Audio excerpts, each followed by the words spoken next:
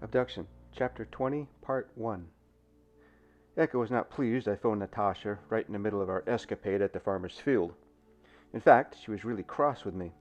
So much so, I wondered if I would be sleeping on the floor next to the bed. Fortunately for me, Echo mellowed on her stance on the car ride home.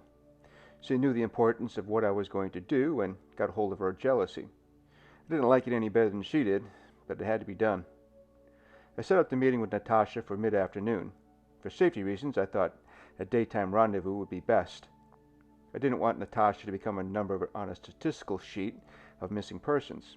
It had crossed my mind that I, too, might become an abduction victim as well, but I was sure I could handle myself if any issues arose. Natasha was waiting for me and smiled shyly as I approached. Nervous butterflies danced a jig in my stomach the closer I got to her. She wore her hair so it loosely fell upon her back and shoulders. It was sunny and relatively warm winter day, so no hats were necessary. She wore the same black fur coat she wore to the dinner party. She looked beautiful. Our meeting place was a cafe on the outskirts of town. I remembered the place from when Echo and I drove into Lutsk.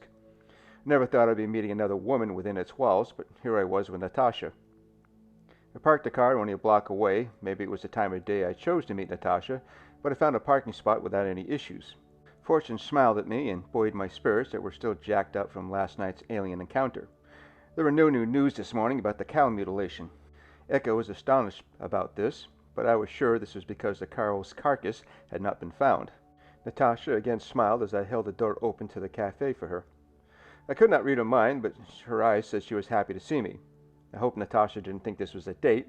For me, this was a business meeting like countless others I had been involved in back in the States. "No flowers?" Natasha asked. "This is not a date, Natasha," I remarked. Natasha looked at me with a fake pout and puppy dog eyes. "It's too bad. We could have fun together." I let her comment go without a rebuttal. I had dug myself a hole with my flirtatious comments to her at the sporting club. Digging a deeper hole didn't make sense, despite Natasha's help. I found an open table, which wasn't difficult because of the hour. The inside of the cafe was decorated with little Slavic figurines on the shelves. The overall atmosphere was comfortable. It made me wish I had saved this visit for Echo instead of having a meeting with Natasha. "Let's get to it," I stated. "What do you know about the disappearances?" Natasha sighed and opened the menu like she didn't even hear me. "Let's order. Then I will tell you what I know."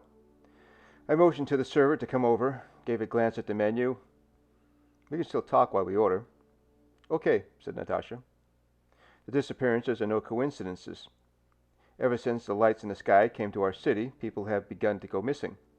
People are nervous about going out, despite the mayor saying everything is safe." The server came over and Natasha ordered, and I pointed to something. I couldn't read the menu, so I went by what the picture looked like. "So why are people disappearing?" I asked. "Someone is taking them," replied Natasha. "Who, Maxim?"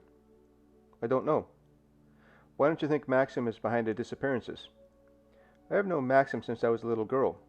I was friends with his daughter," said Natasha.